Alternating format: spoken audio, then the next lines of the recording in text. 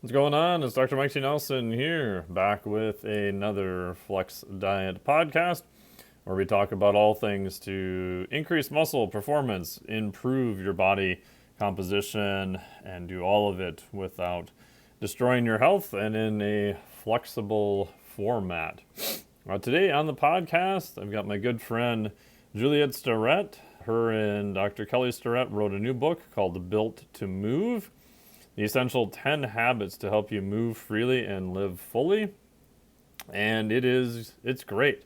I really enjoyed it. I don't actually get a lot of time to review a lot of books, but when they sent it, I was super excited about getting into it. So we talk all about that, our love for the Concept 2 rower, haha. It's just heart rate variability, lessons from elite level athletes all the way down to general population and how they transfer, and much more. Just a really fun conversation. Always enjoy talking with her. And if you want to see Dr. Kelly Starrett, I will be presenting with him, along with a whole bunch of people from Dr. Allison Brager, Brett Bartholomew, Dr. Mike Molly, Dan John, and many others at the Northeast Coaches Summit. This will happen this coming October 21st and 22nd, 2023. This is at CrossFit Milford, Connecticut. So we'll include a link there via Conquer Athlete. So check it out. I think it's going to be really fun. I'm super excited to do it. Right now, that's the only seminar that I'm doing this fall due to other projects and a bunch of other stuff that I've going on here. So enjoy this wide-ranging conversation with Juliet Starrett. Welcome back to the Flex Diet Podcast. I'm your host, Dr. Mike T. Nelson. And today we have the great Julia Starrett on the podcast. How are you? I'm great. Thanks for having me. Thank you so much. I think the last time we saw you guys in person was probably the Tahoe event. And I know I was on your podcast quite a while back. And I think that's been about it till your book came out. So you've been busy. I think you're right, and I think that Tahoe event was pre-COVID, so it feels like It was. it was in the before times Yeah, when we another all got universe. together and did things. Yeah, it feels like the before times. So yeah, we were there, and then we had you on our podcast. We actually did a whole season about nutrition before we abandoned ship on the idea of doing season-based podcasts, and so you were in that mix. Thank you. Why'd you abandon the season-based podcast? I'm always curious because I started doing that at first too, and I gave it up. Yeah, we just found that while we liked the idea in theory to dive deep on a particular subject in this great universe that is like health, wellness, and fitness, it was really difficult to book the guests Yep. in a nice, tidy block. And so we found that we also were turning away potential guests that would have been great to talk about general subjects because we were trying to fit everybody into this little bucket of nutrition, for example. And so Hmm. it ended up just being logistically a pain. And then we were passing over people who would be great to talk to, who were in town or available or otherwise would have been great guests on our podcast because they didn't quite fit into that season thing. So it's actually been a lot better for us. We've been doing it now, I think almost 2 years, just bi-weekly. And from a scheduling standpoint and generally speaking, it's worked out great. Yeah, I tried doing it for an extremely brief period of time. It never really amounted to anything. I had some topics and I ended up backfilling a lot of them myself just because scheduling podcast stuff is tricky as it is, especially when you're trying to combine both people's schedules. And usually people you want are busy people. They got a lot of stuff going on like yourself. And it's hard enough to schedule something, but then when you want a specific topic and you want a couple of specific people and then you can't get that person during this time. So then you go to this person and that person and this person says, yes, but the time doesn't work. You don't know when you're going to do that topic again. And I was just like, screw this.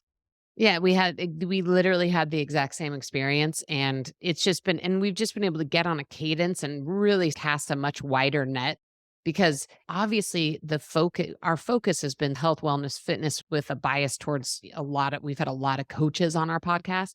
Every so often we have like someone who's just like a badass or high performer in their own right, come into our universe that we want to interview. And we're like, okay, like one of my best friends, for example, is this guy, Soman Chainani, who writes young adult fiction books. He's written this massive hit called The School for Good and Evil that was actually released as a Netflix movie last fall. And Hmm. he obviously does not fit into any health, wellness, fitness Yeah. bucket other than that he does enjoy exercising. But he was someone that was great and so fun and unique for us to interview and expose him to a totally different audience. But he never would have fit into any bucket that Kelly and I would have picked. Yeah, I find myself the same way, like drifting in and out of other topics that are not necessarily the main thing. But if it's at the same point, if it's interesting and if it's somewhat casually related, now I'm just like, screw it. I'll just do it. And 90% of them turn out to be amazing and really good conversations. And people have a lot of podcasts to pick from. And if they didn't like that one, they can skip it. It's free, whatever. Exactly. You can skip through all the ads and exactly. You can just take a little snack of a podcast and be like, this one's not for me. And there's so many to choose from now. It really, I don't know if you feel like that. It feels like an explosion of podcasts. I had an interesting conversation with someone recently, and I'd never thought about this before, but Apple and Spotify and all the platforms who host podcasts, they don't ever remove, they're obviously all evergreen forever. Someone told me that it would actually be great for all the existing podcasts if, that if Apple and Spotify and the big podcast people actually had a limit on how long you can have a podcast sitting on their platform unless it's active. Hmm. Because someone said part of the reason it feels so cluttered in the podcast space is there's a billion podcasts that stopped and started and then stopped, but all those episodes are still out there forever and cluttering the space when people search. And I thought that was interesting just because the barrier to entry to doing a podcast is fairly low. So there's a lot of them. Yeah. And you would think that hopefully the algorithms over time would push people up like yourself for doing biweekly or doing a set cadence. You would hope that over time they would push those up to the top because that happens with SEO and everything else too, as you guys know, running a business. If you're not out updating and putting new stuff out, it's this person Yeah. doesn't really exist anymore. They're no longer current.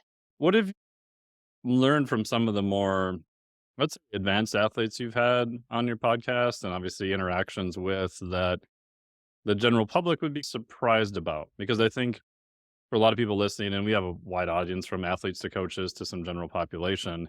A lot of times when I talk to more general population, they're like, "Oh, those like crazy shows you do with athletes. I just turn them out because I'm not going to learn anything. I'm not one of them."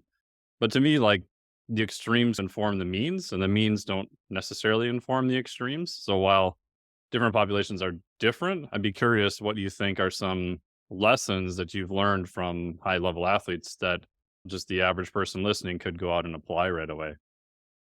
I think the first thing, and this is related to our book Built to Move, which I know you and I are going to talk about at length Yes. on this podcast. But actually, a lot of those lessons we learned that we actually wrote about in Built to Move come from talking to and working with elite athletes of all levels. And I think the thing that your listeners would be the most surprised to know is that elite athletes often also skip the basics and Yes, more often gloss than over the not. more often than not. And I think people think when Kelly or I or both of us together go in and consult with elite athletes or teams that, we've come in with this like super secret squirrel program where we're going to give everybody all this highly technical stuff and it's expensive and inaccessible. And oftentimes what we are consulting with athletes about are literally the basics. Are you eating enough protein? Are you focusing on your recovering? Are you recovery? Are you making sure to put some care and feeding into your soft tissues? Are you sleeping enough? Are you eating enough food? Kelly's actually working right now with a world champion surfer who is a legend and a present surfer. And what Kelly has primarily been focusing on with him is actually intra-session eating. So this guy goes out and surfs for 5 hours. And if you contrast a surfer with, think about triathletes, like triathletes have become so precise about their eating, the timing, exactly what they're going to eat. They train for what they're going to eat. So they make sure they can manage what they're going to eat during their race. It's become like a serious science in a lot of those longer endurance sports. But if you take some more fringe sports like surfing, for example, a lot of the athletes actually don't eat at all during their surfing session. So they'll be out in the water. It's intense. Their heart rates are high. They actually are starting to track things on Whoop and Oura Ring and other devices so that they know what their output is and it's high and a lot, but they're not drinking any water or ever eating.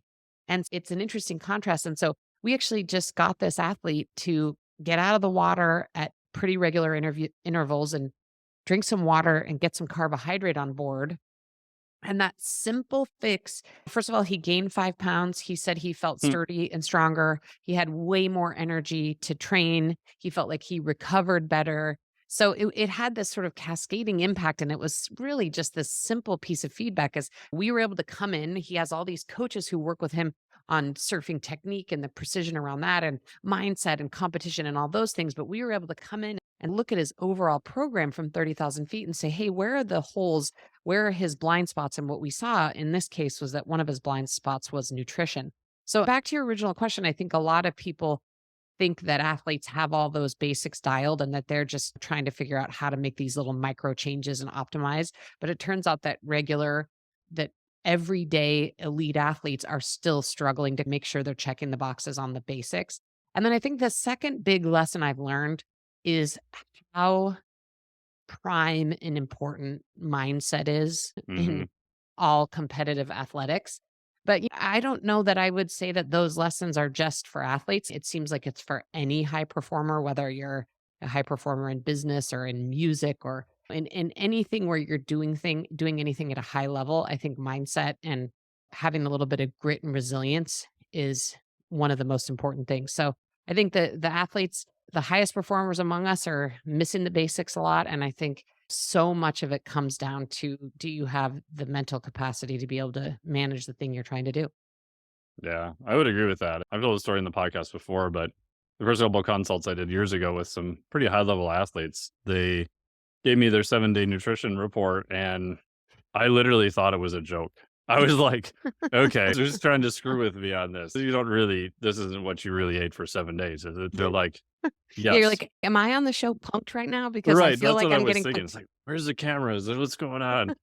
And then you realize that a lot of times they make good performance in spite of what they're doing. But they can, a lot of times, shocker, they do the basics better. And 90% of the time, they actually get better too. But sometimes it can be a hard sell. Yeah, I'll tell you a quick story. I was a rower in high school, and then I was a Division 1 rower at Cal in college. And I like to say nowadays that I'm like a diet survivor or a diet culture survivor. But I think my first entry into diet culture actually happened to unfortunately coincide with being a Division 1 rower at Cal in the early Ooh. 90s. And Uh-oh. that was the fat-free diet. Oh, Um, no. remember that? Oh, yes, unfortunately. I'm like, "Do you remember the fat-free diet?" And it was interesting because back in those days, there weren't the strict rules there are now on for NC2A athletes in terms of how many hours a week they can train. Now, of course, I am not I understand that even though there are those rules in place today, it's often abused. But in Yes. those days, in the early 90s, we had practice every day from 5:30 to 8:30 in the morning, and then we had practice again from 3 PM to 5 in the afternoon. So we were usually on the Ugh. water rowing in the morning for a couple hours, and then we were doing some kind of land training, either weights or running stadiums or running. And it was year round. We were back at school on August 20th, and then our season ended at the end of May. And Oof. during that time, I was like literally I was eating bagels because they were fat free and drinking a lot of mochas and eating red vines because they were also fat free. And I look back at my diet and I think what it shows you is how resilient humans are, right? Like the Oh, fact that yeah. I was able to manage and perform at that high level and manage that load of training, I think was partly because I was between 18 and 20 years old. So at that point in your life, your ability to buffer all things from poor sleep to poor nutrition is much higher. But I still look back and I think, man, I could have been so much faster and better and recovered and felt better. And so I look back on that time of my life and I think, wow, human beings, A, are amazing, and B, oh my Lord, I could have been so much better. Yeah, and if people haven't done any rowing or even just on their ergometer or any type of rowing, it's absolutely abysmal and brutal. Like, I looked at some of the top level, what some of the Scandinavian countries have done. They've published some of their stuff on rowing volumes and intensities and what some of their high level rowers have done. And I'm just looking at it and I'm like, I would survive 2 days, I think, maybe, if that. Right. And Yeah. you're a tall, big person. You would be perfect for rowing, but it's Yeah. intense. The training is intense. And the thing about it that I look back on, I think a lot of rowers found themselves in rowing in the way that I did because I tried every sport in middle school and elementary school, and I was on every single team, but I wasn't really that great of an athlete, I'll be honest. And I think like many rowers, I found rowing and Rowing is just what I would describe as a suffer sport. Now, Oh, of course, uh, there's technique and teamwork, and there's so much beauty involved, and there's so many things I so appreciate about the sport. But like when push comes to shove in a race, it's about who can outsuffer the other, because by that point, everyone's probably pretty on par in terms of technique and knows how to move the boat.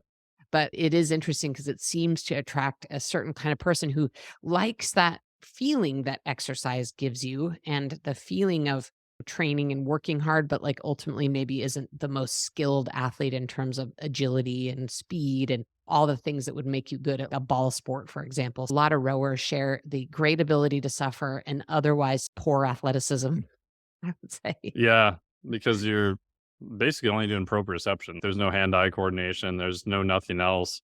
And it's No. a weird thing because there's very little eccentric compared to a lot of other sports, and just that but anyone who's done it, even just an ergometer, like, you have to still create power to do it.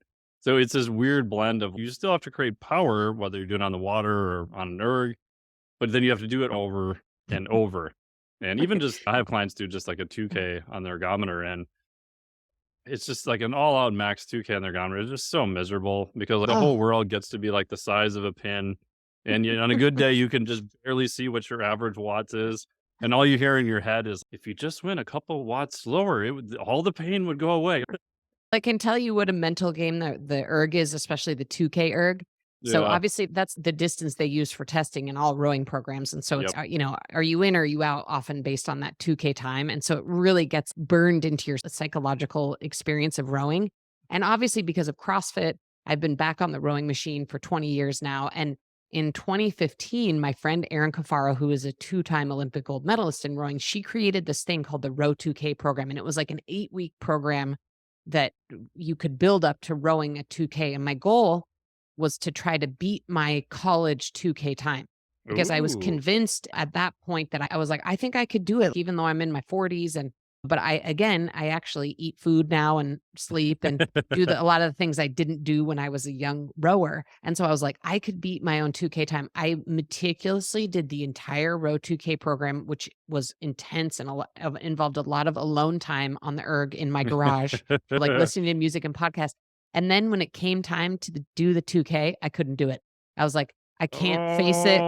I Oh, could literally do an 1800, I could do a 1500. And so I was in like totally epic, awesome shape, but I crumbled mentally and I was like, I can't do the 2K test. I got more fit and strong, but I never actually could force myself to do a real 2K test again.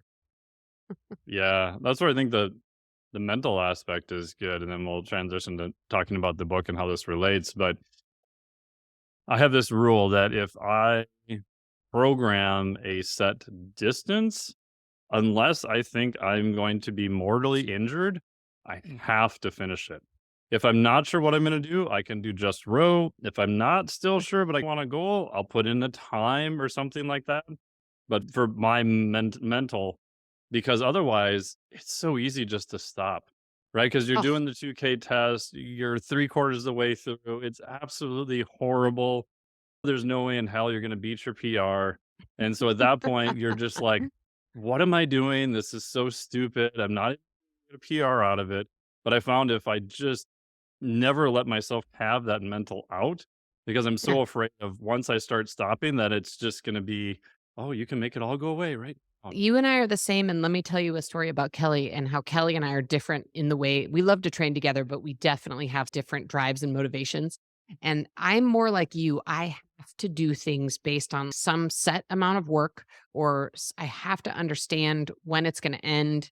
Even if it's 45 minutes, I can keep going. But as long as I know that in 45 minutes I'm done, or I know it's as many rounds as possible within a set amount of time, I'm great because I think I've figured out as an athlete over the years how to like make sure I'm managing my like experience so that I can make it the right amount of time and putting forward the right intensity and RPE so that I know that I can get the most work in the whatever amount of time I've set for the workout. Kelly likes to do these workouts, and I think he partly does it because he knows how much it slays me.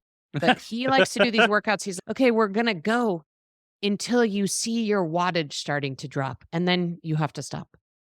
Or we're just gonna go until you just don't feel like you're performing well anymore. I'm like, "What is that? What kind of What are you even talking about? Who does that? It's funny because we just realized that he can really operate in that sort of having this open-ended workout and focus more on, okay, when does my movement quality start to degrade? Or when does my performance start to degrade? Okay, my workout's over. And man, I appreciate that, but I do not do well in that environment. Yeah, I find for anything that I have to push hard at, especially on the more endurance side, like I'm okay with like power drop offs, but you have to tell me it was a 30-second interval. Don't tell me just go as hard as you can until you feel like you're not doing it as hard anymore. I'm like, what the hell is that? Doesn't it Yeah. like am I No, that doing doesn't work 60 for me. seconds, 30 seconds? What am I doing? Tell me what to do. I love it. Yeah. We're the same. Yeah. And what I like about the book when I was asking you about the extremes to the general population is as I was reading it, I was actually surprised that I was like, "Oh," like, even I thought of some athletes I'd worked with who like, "Yeah, should have definitely sent them this book like 6 years ago," to even, like, family members, "Yep, they definitely need this," and I was kinda surprised at the range that I felt like it captured, so pretty much anyone as a human walking around, I think, could benefit from it, and I assume that was done on purpose, or did the principles just fall out that way and the principles just apply to everybody? I appreciate you said the word principles because I think in the work you do, there are some basic principles, especially when it comes to nutrition. Like we do a lot of Yeah. arguing about around the fringes on nutrition, but like when push comes to shove, I think anybody who knows anything when it comes to nutrition can agree on the principles at some point. But yeah, I think we did do that on purpose to answer your actual question. But I think I'll tell you a little bit about what the influences were. The first is what we talked about a little bit, which is working with a lot of athletes at a very high level. And then also we owned a CrossFit gym for 16 years. So we contrasted that with people who are very athletic. They're showing up and doing CrossFit on the regular, right? So they're still at the very athlete. They would probably describe themselves as athletes. They would use that word. So we're working with that population, people who are into health and fitness or are serious athletes. And then simultaneously, we are parents raising two kids in a suburban neighborhood in north of San Francisco. And we have occasion to become friends with a lot of our the parents of our kids' friends, and are part of this pretty small insular community of people who are professionals. A lot of people have big time jobs in advertising, law, tech, you name it. Many of them have to commute to work, obviously fewer now thanks to COVID. But what we saw in that population were a bunch of people who actually really do care a lot about their health and they want to feel good in their bodies, but they would never use the word athlete to describe themselves. Mm. And they often would approach us, as Kelly and I describes ourselves as like a node in our community when it comes to all things health, wellness, and fitness. Even though we aren't experts at all in everything related to health, wellness, and fitness, we're just the people that have put us in that bucket in our neighborhood and literally stop by, knock on our door. They're like, "Hey, I have back pain. I'm not feeling good in my body. I am thinking of trying intermittent fasting and wait, I think I have an autoimmune disease. Should I be keto?" And so we found ourselves being the node of all the questions from this sort of population of people who are 30s, 40s, 50s age range, but they all share this thing of they're really time crunch people. They're raising kids, they're trying to run businesses, or they have full-time jobs, two working parents in the household.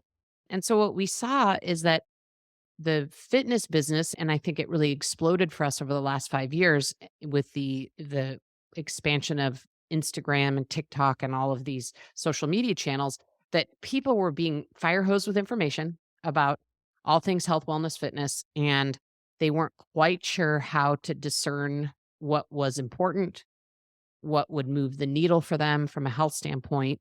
And oftentimes we're getting sidetracked by all the bells and whistles out there in the health and fitness business, from supplements to a lot of things that Kelly and I enjoy, and you name it. But what we saw in that population is people were either confused or they were skipping over the basics because they were playing with some of the fun tools that are available in the health and fitness business.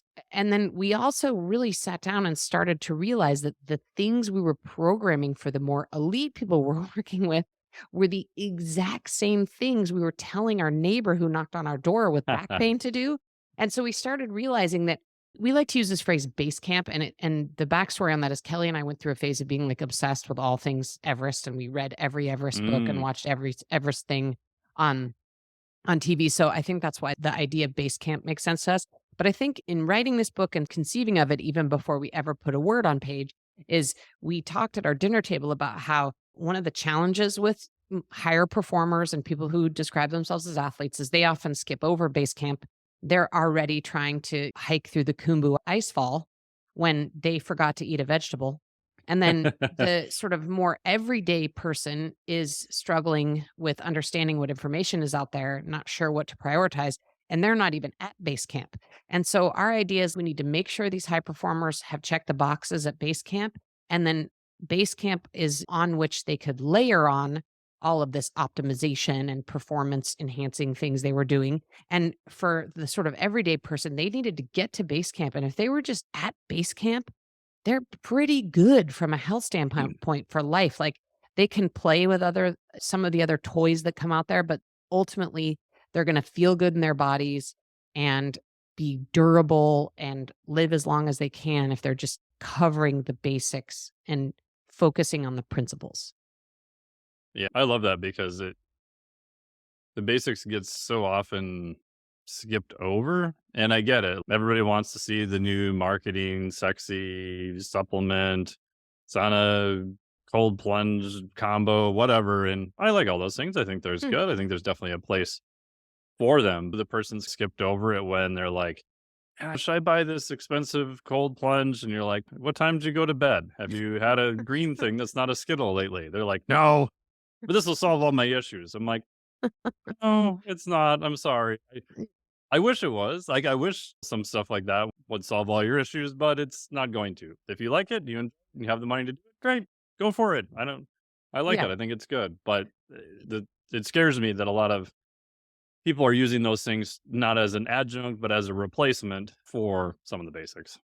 Yeah, the other thing that influenced me is Kelly and I have had occasion, just because we're in this business, to be able to test and try out a lot of the sort of concierge medicine platforms out Hmm. there, which I'm a huge fan of and I think is probably ultimately where medicine is going to go, but maybe not for 50 years, something that is way Yeah. more personalized and based on genetics and much more extensive blood work. But I thought what was also interesting about going through a couple of those programs is that even though the base of information was genetics or blood work, the recommendations were still the same.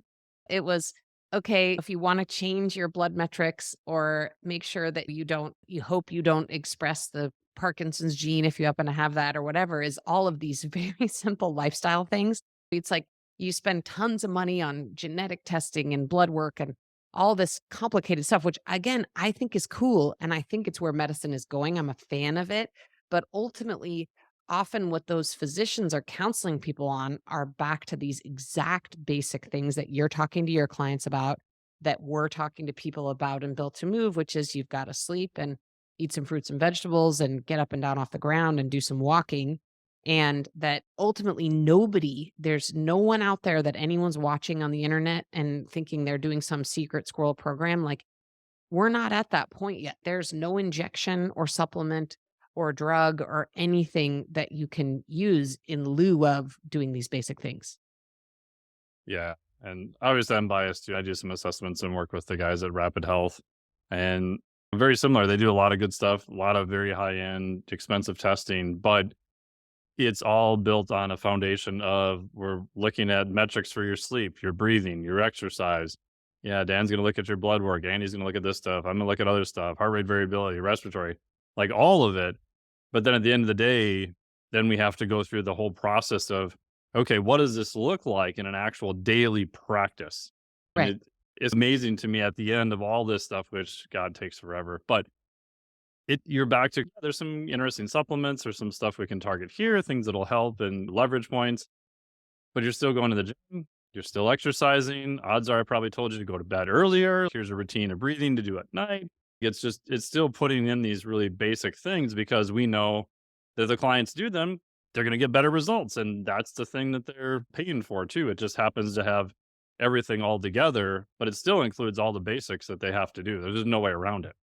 No, there's really no way around it. And I will say in my case, like, I have some weird things. Like, I have this thing called the MTHFR gene mutation. So I Mhm. don't process B vitamins very well.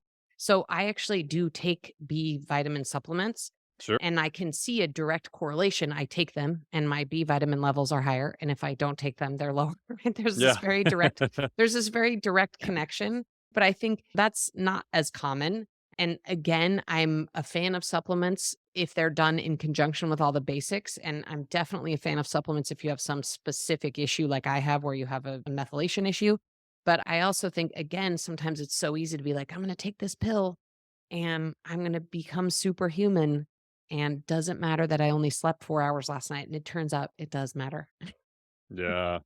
Talk to us about sleep. Obviously, sleep is going to be super important. What are some kind of overlooked tips, or what do you see where people are dropping the ball on sleep? One of the ways I think we are dropping the ball, and I'm going to include you in this because you are also in the same health, wellness, fitness space, and is that I think we think that people are getting the message about sleep because I think we in our health, wellness, fitness vertical have gotten the message that it's important. Now, whether or not you're doing it is one thing, but I think that we think everybody's gotten the message. I But don't think so, interestingly, but I would agree you with where you're going. yeah, and I'll tell you just because this has just happened, but Kelly was on the Chase Jarvis podcast and we posted a clip of the podcast. It's probably 15 seconds long on the Ready State Instagram. And all it is Kelly saying you should sleep 7 or 8 hours a night. Yeah. And 8 hours, he emphasized 8 hours if you want to lose weight, put on muscle, recover from surgery. He gave these conditions on which you should probably really lean in more to the 8 hour time frame. To us, that seems so reasonable because it's been years and years that we've been reading about and talking about the importance of sleep and this idea that there may be like 0.001% of people who have a genetic mutation that allows them to not sleep well, but Yeah. that's basically no one. Yeah. But first of all, that video has 2 million views right now on the Ready State. Wow. And I don't know how many comments, but a lot. And People are over probably pissed. they're pissed, like, they're so triggered that Kelly would suggest that they sleep 7 or 8 hours, How and, dare he? we always think that we always tread very lightly when we talk about anything nutrition because we know that nutrition, it becomes so No. connected to people's identity. You know this better than anyone, Yeah. right? So we always think Minefield. that we're gonna step on a rake when we talk about anything nutrition, and we honestly didn't think we were gonna step on a rake at all when we talked about sleep because to us, there's not a lot of there's no dispute amongst No. the people who study science that 7 or 8 hours is what you need. It's not like nutrition where you could maybe get into some arguments about timing and quality and right there may be some room for argument there, although again, the principles are probably the same. But in sleep, it's like there's not really any dispute by anyone who knows anything or does any research about sleep. So I think what that taught Kelly and I is that it was just a reminder that we still are sometimes stuck in our own little bubble and that we have to keep getting the message out there to a broader community. And that was one of our goals with this book. And you and I touched on this at the beginning. But I think the other thing we realized, Kelly and I together in the pandemic, is that, again, we think maybe we've made ourselves better. Those of us who care about health, wellness, and fitness, like we've made our little vertical better. We are more optimized. We're learning more, getting better. But man, we've done a horrible job of bringing everybody else along on this journey and making it accessible and teaching them ways to fit it into their lives. As far as sleep's concerned, for me, one of the biggest lessons and this is where tracking has been interesting for me, but one of the biggest lessons that I think most people don't realize until they get a tracker is that you actually need to be in bed for an hour longer than you want to sleep. So if your goal is to sleep 7 hours, you actually need to be laying there for 8 hours. It's totally normal and common to lose up to an hour of sleep in what are totally normal wake cycles or needing to get up to use the restroom. And oftentimes you're not even aware of that. You're not conscious that you've been awake for those periods Yeah. of time. And you don't learn that until you get a tracker. And they're like, what? I went to bed at 11 and I woke up at 7. I only got 7 hours of sleep. You feel like, oh my God, I got robbed of an hour of sleep. So I think that for me has been one of the key learnings and one of the most valuable things about actually tracking data. And I also think when we were on the Mind Pump Media podcast, one of the hosts said to us that everybody on Monday is jet lagged. And I'd never thought about it that way. I like that. Me too. And I was like, oh, that makes so much sense to me because we follow these sleep routines during the week and most people are pretty consistent. Whenever they go to bed and wake up is pretty consistent, which I do think is important is the consistency. But then on the weekend, we just throw that all away and we stay up till 1 o'clock in the morning and then we sleep in. And then it's no wonder that by Sunday evening, you dread going to work the next day. and you wake up and maybe don't feel your best on Monday morning. And I'd never really thought about it as being jet lag, but that's essentially what it is, right? You're jet lagged from your weekend. So I think that's been an interesting learning for me. But yeah, for me, sleep is like a keystone habit. I think from all other good habits around our health flow, it has a cascading effect on all of our other habits. As if you're well rested, you're more likely to eat the next day. You're going to have more motivation to move and exercise. You're probably going to be nicer to the people in your life and have better, happier relationships. And so to me, it's the top of it. Everything, all these other behaviors we talk about in terms of taking care of our health flow from a good night of sleep. So for me, it's like one of the top things. I'm obsessed with my sleep. I don't know if you are. Yes, Um, I am. I think it's a natural progression as we get older because we start to really realize how much we need it. But yeah, I think we're just out there trying to beat the drum and make sure we cast a wide enough net to people that are again outside this bubble of health, wellness, fitness that like it is mission critical to get that much sleep. And the other interesting thing that I think that I learned from Matt Walker's book, Why We Sleep, is how amazing the brain is and resilient. Because as if you get 4 hours of sleep, it's like the equivalent of being drunk. You're functioning the next day. But if you get 4 hours of sleep for multiple nights in a row, your brain actually adapts. And but it doesn't really adapt. It adapts to the point where it's tricking you into thinking that you're functioning well, like someone who Right. got 8 hours of Your sleep. perception gets worse. You don't know You're how sleep deprived you are. you don't even know, and so it's man, it's one of those ways where I think the human body is so amazing in its ability to be resilient and adapt to all of these crappy behaviors we throw at it, but to me, that one is so interesting that you can so it's no wonder all these people on Instagram were triggered because they've been getting 4 or 5 hours of sleep. Their brain has trained them to think that's sufficient and train them to think that they're productive and functioning as well as someone who got 8 hours of sleep, which is like completely not true.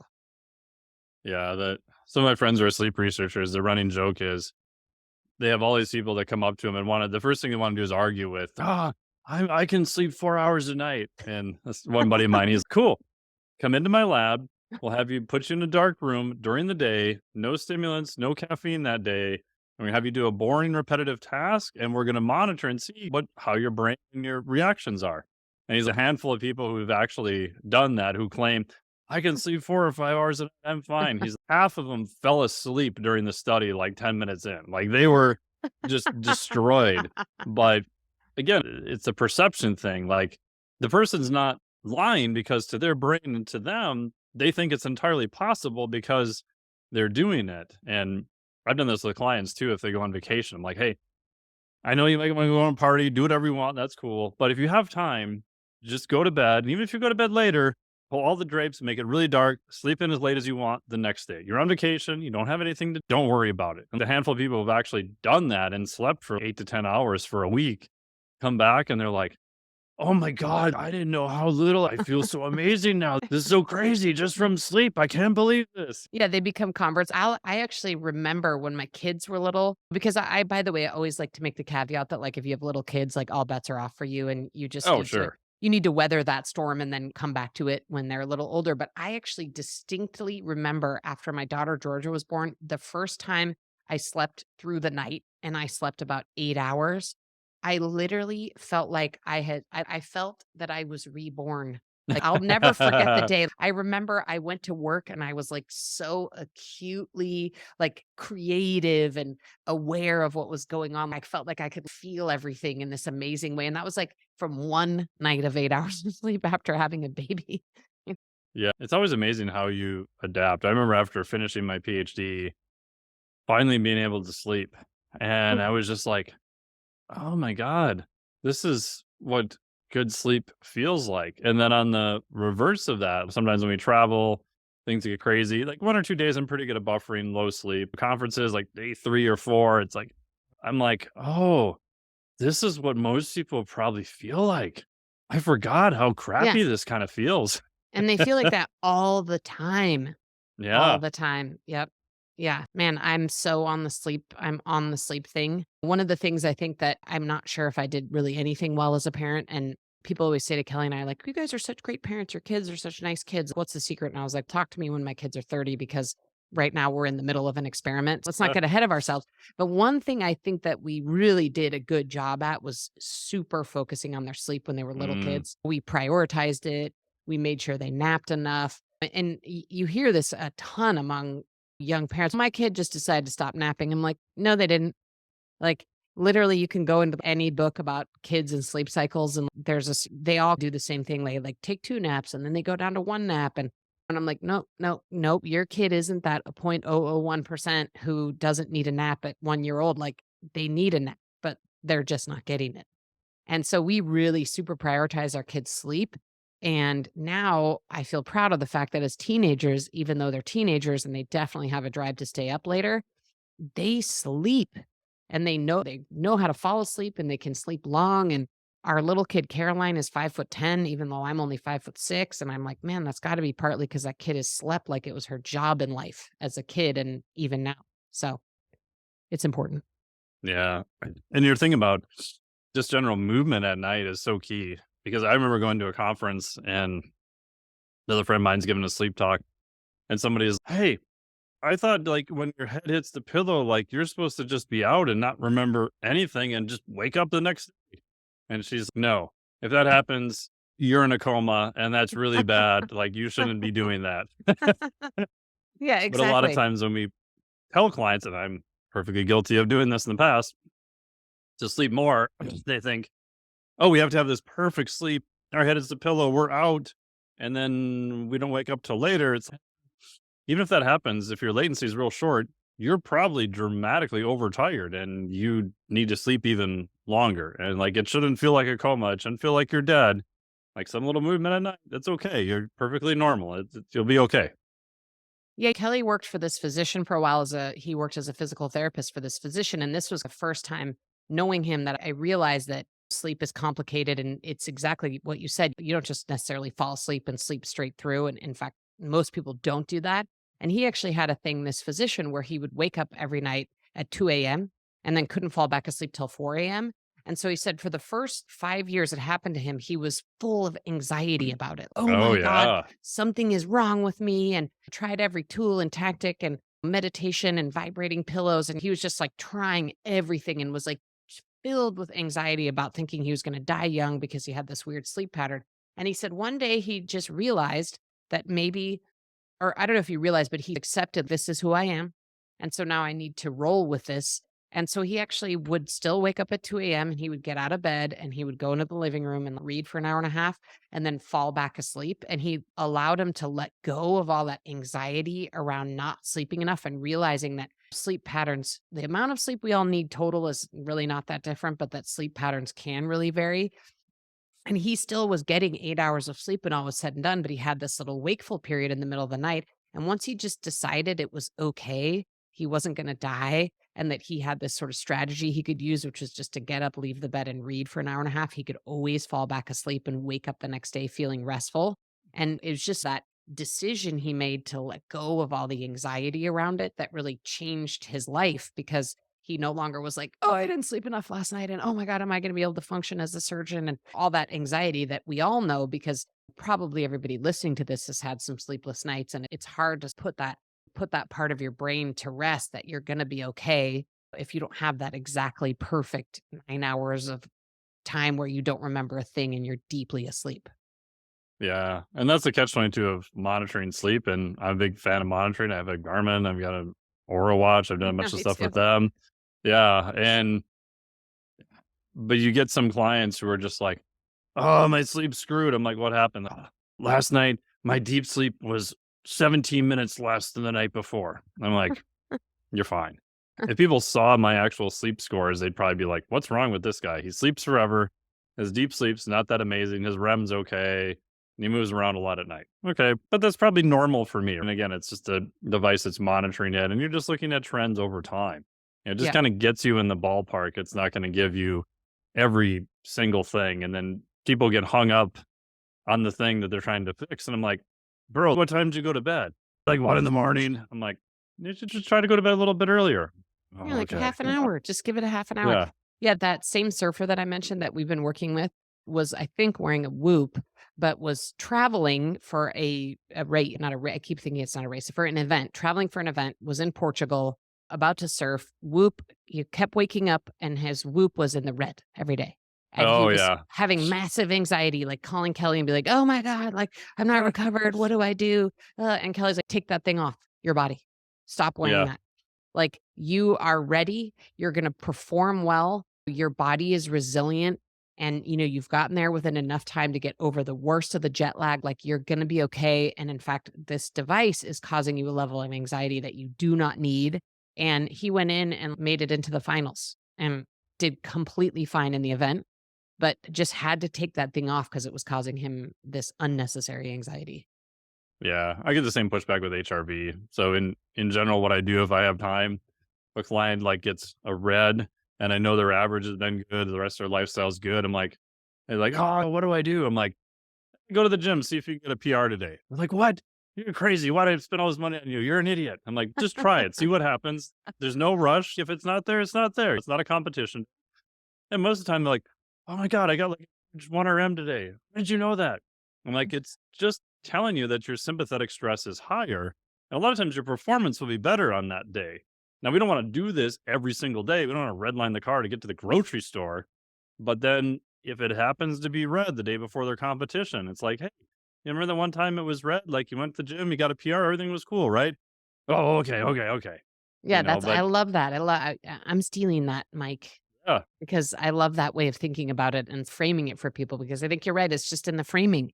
If you understand what you're really looking at and realize it's a snapshot and you're really the ultimate goal of any of these trackers is to get trend information yep, and honestly, I think in many cases, especially with sleep, it's like you could wear them for 2 weeks and get all the data you need about yourself, and then I like wearing all these trackers, and I love tracking everything I do, it's fun for me like a hobby. mhm. Man, if it ever falls into the place of adding any anxiety to my life, like, they're going in the garbage can immediately. Oh, yeah. Yeah. It's if I went out on a bender and went to a concert and stayed out till 2 in the morning, I don't expect my HRV to be great the next day. Of course, it's gonna be bad, but that's No. okay. I made that decision that I wanted to see this concert, I wanna do this thing, and that was a higher priority than my little HRV score, and I'm not a competitive athlete, no one's paying me big money to do tournaments, so whatever. Yeah, exactly, you're like middle-aged athlete. Kelly, the one thing I've noticed and other people have again, I'm an N of 1, so this is not science, but obviously, alcohol. Everybody who's Yeah. wearing a tracker has seen how alcohol impacts it.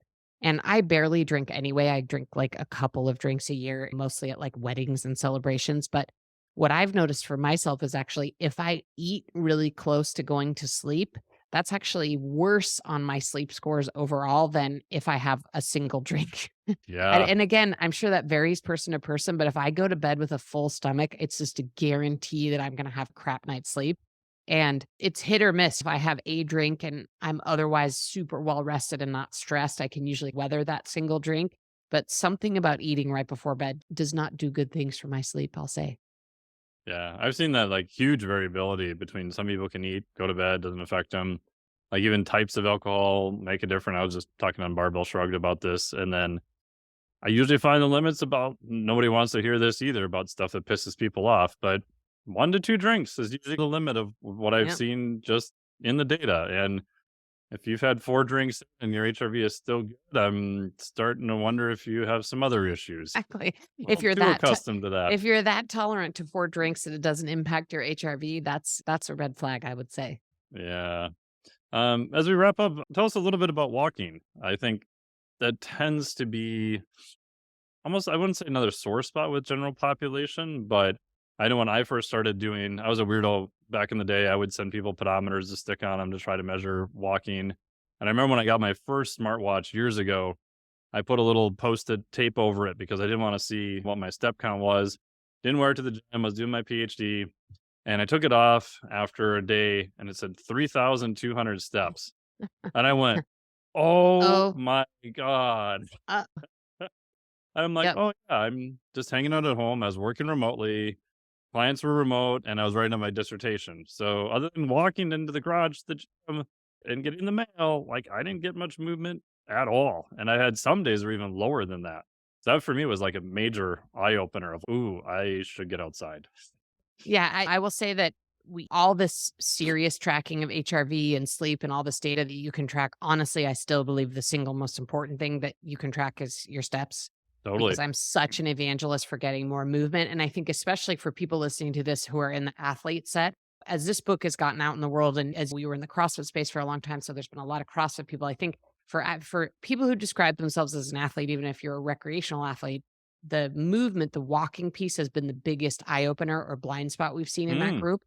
And I get it. I bias towards doing CrossFit style workouts now. I call it CrossFit-ish because the amount of modifying I do is so significant that it's hard for me to actually call it a CrossFit workout. But I do things that look a lot like CrossFit.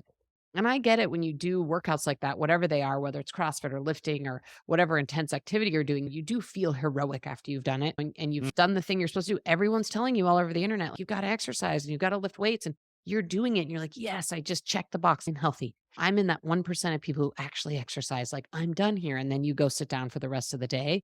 And so we really started seeing this in our CrossFit population. And then we're simultaneously running a physical therapy clinic for many years inside our gym. And what we saw was all these people who'd come in with a wide array of orthopedic injuries. And then once we would delve deep, we again would go back to the basics. Are you sleeping? Are you eating any vegetables? Are you doing any of these things? But one of the things we started seeing way back in 2012 is a lot of people, recreational athletes in particular, were having these severe orthopedic injuries, tears, so confused. What are you talking about? I've been running every day for this many days. But once we would delve deeper, we'd realize that these people were doing their block of training, but then literally sitting for 16 hours. Yeah. And there's data out there that says the average American sits 9 hours a day. And I call BS on that data because I don't know when it's from. I would guess it's more like 14 hours a day, average American. And so what we realized is that people were just doing that little coherent 1 hour of training, but weren't getting in enough total movement in their day. And there's so many reasons why athletes in particular should care. One of them is the lymphatic system, which you know about and is so important. It's bootstrapped onto your musculature. And the way it's basically like the garbage disposal of your body. And the way that you clear your lymphatic system is by movement. And anybody who's flown on a plane and gotten off the plane and Oh, had cankles yes. that I've are done the that. worst, they look you feel bad about yourself and they look very unsightly and they just don't feel good. But everyone has experienced cankles. Cankles are the result of sitting in the same position for many hours on a flight and not moving. And the way to get rid of cankles is by walking and moving more. And it turns out that for athletes in particular who want to show up and be ready the next day to train hard and get the most out of their workout the next day, sitting on the ground or sitting all day at work after a hard training session is actually the worst thing you can do to prepare yourself to train the next day. You've got to continue to get in all that non exercise activity for the rest of the day. So, for the athlete set in particular, walking is critical to be able to clear out your lymphatic system so that you're recovered from the workout you did and you're actually ready to show up the next day and get the most out of your workout. So, it's super important from a recovery standpoint. There's all these other benefits. There's all of these mental health benefits to walking. There, one of the things we love about walking is that people often do it together. So it's one of the, especially in this post-COVID world where we realize that, like, a brain, what Kelly always says is like brains aren't brains unless they're around other brains. And Mm. man, I was that like that. highlighted? That was highlighted so hard in the pandemic. We did not fare well isolating in our houses. Like, that was not a good experiment. And one of the reasons we like walking is it's you get to know your neighbors and you're outside. You get some follow Huberman's advice, get some sunlight on your body. You can recover from your workout. It's really good for your mental health. It's good for your creativity and your thinking. And there's just this myriad of reasons why walking is so good for you. And the other thing that I think is important for the athlete set is that they're starting to realize now in the research, there's actually this whole field of sedentary research now. There's a whole like Yeah. subspecialty of scientists who just study sedentary And anti-exercise. And what they're starting to realize and what the research is starting to point to is that honestly, the difference between people who suffer or who struggle with their weight their whole life and people who don't is all of the non-exercise activity. And so that's huge independent of component. the exercise, right? So I'm not saying don't exercise. Anybody who knows me or has been around me knows that, like, I'm a fan. I do it on the regular. I'm sure how I self-soothe. I have fun. I'm a nerd. I love to bike and hike and do all of it. I'm in. And I get all the reasons why we need to have muscle mass on our bodies as we age. No one needs to explain that to me. I get it. But that alone, that 1 hour training block turns out to just not be enough. And one of the ways it's not enough is for a lifelong of weight control. And the other thing that I would say about walking more and just our book in general, one of our sort of motivations in writing it the way we did is that of course anybody can go out and buy 5,000 books on diet and nutrition. Anybody can go out and buy 5,000 books on sleep and breathing and mobility. We obviously wrote one of the biggest books on mobility. But what we didn't see out there was someone, a voice who said, okay, these are how all these behaviors interact and intertwine with one another. And here's how you can actually fit them into a busy time crunch life. And so I think that was what we really thought was different about this book is it's comprehensive. So it's like the one book, like you said to your family members, it's like the one book you can hand around to people and say, hey, if you need a starting place, start here. Or hey, if you're an athlete and aren't getting the gains you want to see, make sure you're hitting the basics here. And one of the things I'll say about walking, because we just finished our conversation about sleeping, is that people don't realize that total daily movement is really important for their sleep quality. We've done a Hmm. bunch of work consulting with elite military units like the Delta Force. And obviously, their men and women get a ton of physical activity as military people. But we learned in working with the Delta Force that when they have a warfighter who comes in complaining of sleep disturbances, their first order of prescription for that person is to prescribe them 12 to 15,000 steps a day. They Hmm. literally hand them the Interesting. pedometer and they say, great that you are in the gym doing your X, Y, and Z super great super squirrel program, but you actually haven't moved enough during the day to generate enough sleep pressure to fall asleep at Mm. night. So here's the US military that has access to every drug, technology, everything. Every could pick up the phone and talk to innumerable sleep researchers who can diagnose every sleep problem known to man. And isn't it interesting that their first play is okay, go walk 12 to 15 steps a day, prove it to us because you're going to show us you did it. So don't tell us you did. You're going to prove it to us with your step count and then do that for 2 weeks and then come back to us and let us know if you're still having trouble falling asleep or staying asleep. And I think that was that particular story just shows how we realize that, yes, of course, sleep is important. Yes, of course, walking is important, but how all these behaviors connect to one another is also so important.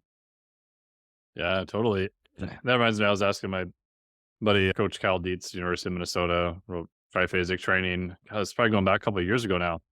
That I said, hey, what would be like your top super advanced like recovery tip or strategy for your advanced athletes?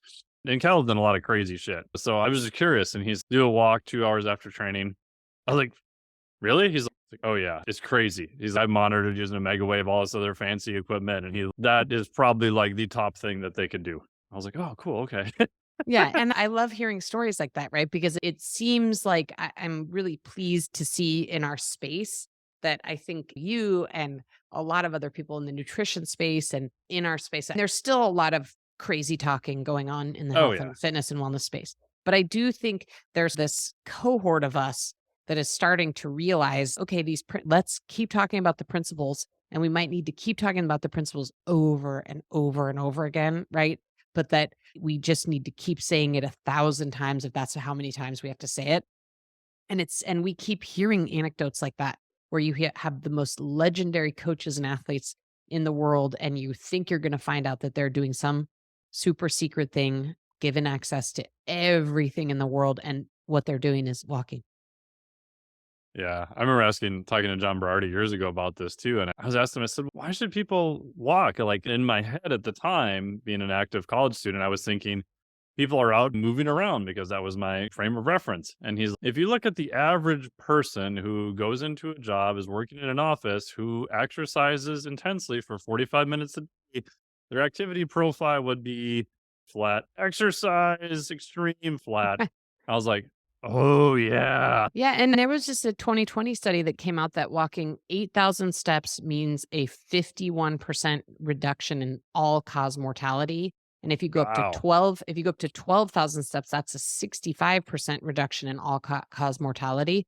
So the way I like to put that to people is, okay, if I could give you a drug that would ensure that you have a 51% less chance of dying of a bunch of gnarly diseases, would you take it? And 100% of people would be like, hell yes, I would. Oh, And yeah. then we're like, oh, that drug is walking. Yeah.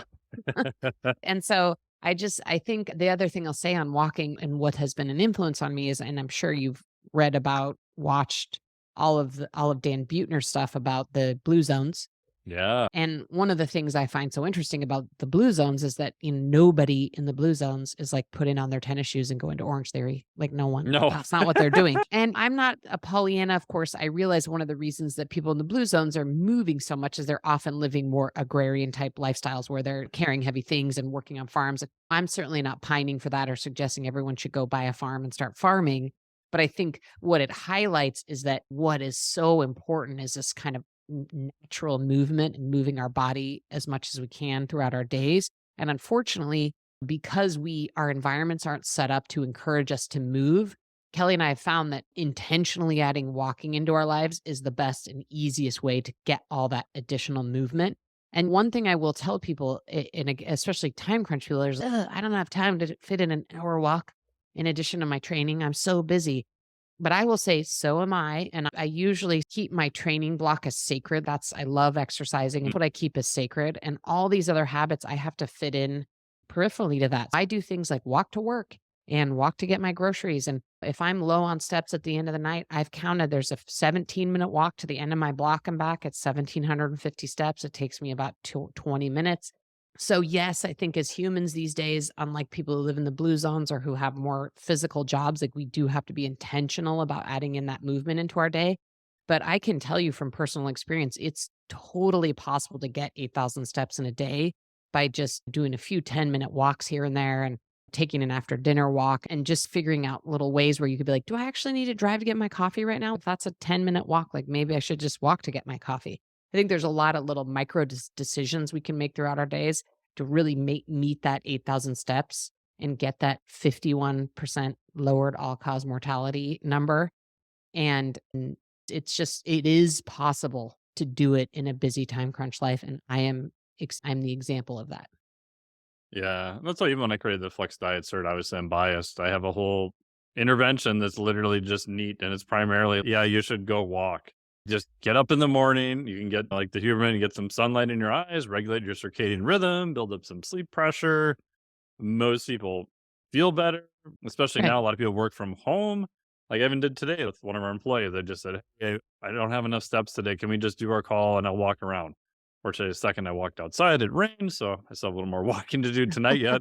But there are different things I think people can do. You just have to be a little bit more conscious about it. It does take some effort, but those little things throughout the day, parking farther away, all that stuff, it does add up over time and does make a difference. It does. I'll give you an example of today. We had some early meetings. And so actually my morning workout, which is when I usually get my exercise in, I couldn't do it. I didn't have time to get my workout in. And so this afternoon, I'm at my office. It's about a 45-minute walk back to my house. And I told Kelly, I said, hey, you should just go home and pick up our kid and take your last meeting of the day at home. I'm just going to walk home. And so Nice. the sum total of my movement today is going to be this 45-minute walk I do. I already know it's going to be about 8,500 steps. So, I'm going to be over that sort of minimum I'm trying to get every day of 8,000 steps. And again, it was just this like slight choice I made. Okay, I didn't have time to exercise. That happens to people a lot. It happens to anybody who's busy. I don't have time for formal exercise, but I also am not going to never do nothing. So I'm going to make sure that I just figure out a creative way to get in some walking, and I'll listen to a podcast or a book or pick up the phone and call a friend I haven't talked to. And so I tend to use that time and do more than one thing as well. So I'm a huge fan. I'm an evangelist of walking, Dr. Mike. Yes. Awesome. I agree. And my last comment on it is there's some very interesting studies looking at the Amish culture about how many steps they get, and they've done some monitoring of that. And the short version is, shocker, without technology and doing that type of lifestyle, you move a lot. And if you would see some of the food and nutrition they consume, and they actually have body comp data on them, and they're all, for the most part, extremely lean. They don't do formal exercise. They're not going to the gym, and they're eating meat pies and whatever else. It's not like they're trying to eat low calorie or anything like that, or they're all secretly doing keto or anything. It's average steps, I think, was like 18,000 a day. Not saying Yep. everyone needs to do that much. I'm just saying that as an example of people that just move a lot as part of their day and their culture, there's a lot of benefits. So going from 5,000 steps to 6,000 steps a day, if you do that every day over the course of a year, that's a huge difference compared to what you were doing before. Yeah, and I think I wanna put sort of an exclamation point on what you said because that's something Kelly and I talk about a lot with all of these behaviors in our book, is that it's really important to think about them in terms of compounding interest because I think in some Yes. ways we've told people, "Unless you can do it for a whole hour, it's not worth it, so Yeah. don't do anything." Or But nothing. it's all or nothing, and we've been saying for years around soft tissue work and mobility work, like, nobody wants to mobilize, it's not fun. What we've been saying to people for years is, "Hey, look, if you do 10 minutes a night, even if it's 6 days a week, that's a whole hour of soft Yeah. tissue work on your body in a week, and think about that over weeks and months and a lifetime."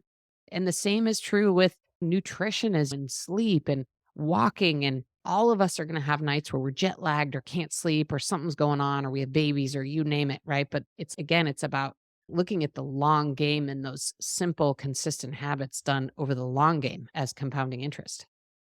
Yeah, my favorite phrase from that is from James Clear from his Atomic Habits is never miss twice.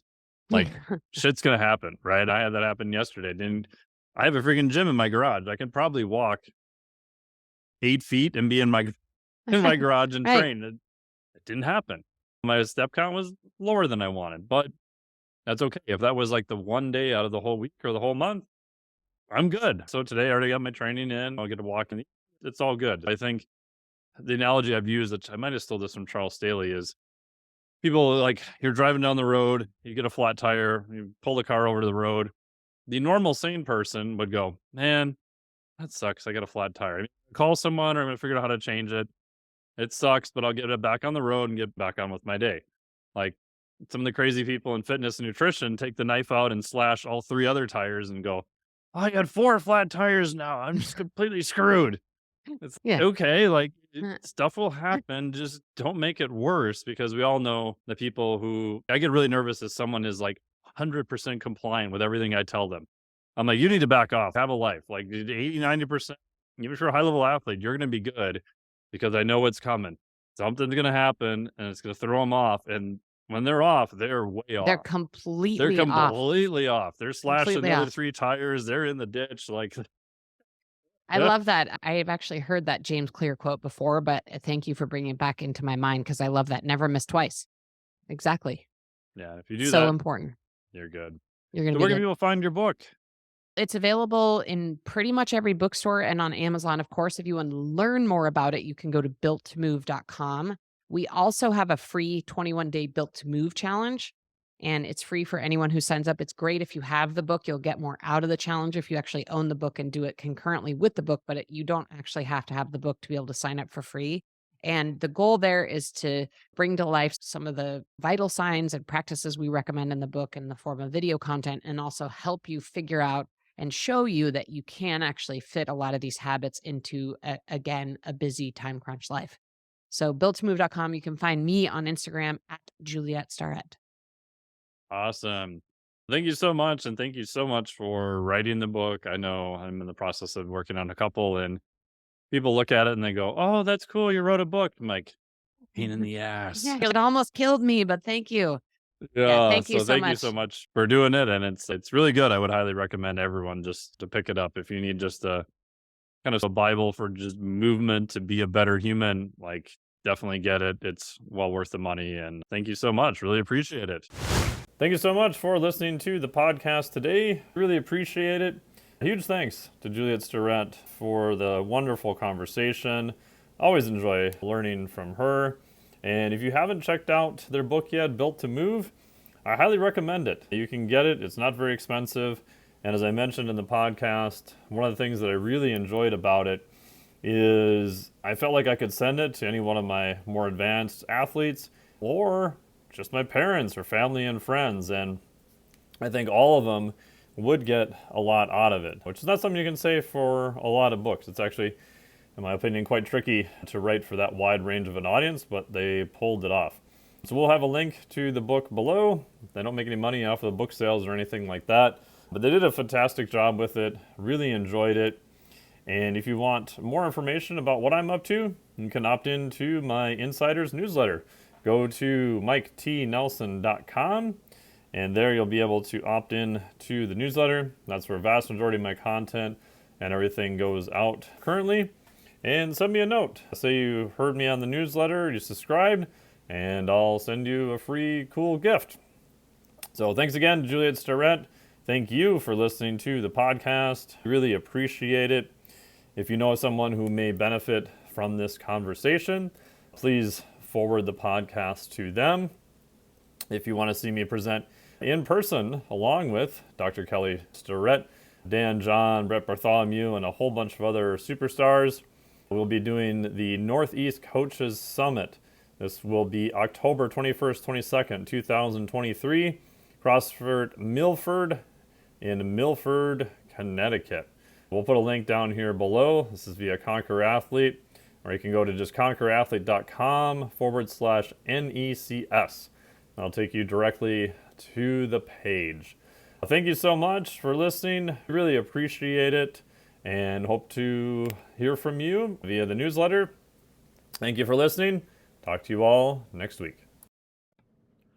Outtakes.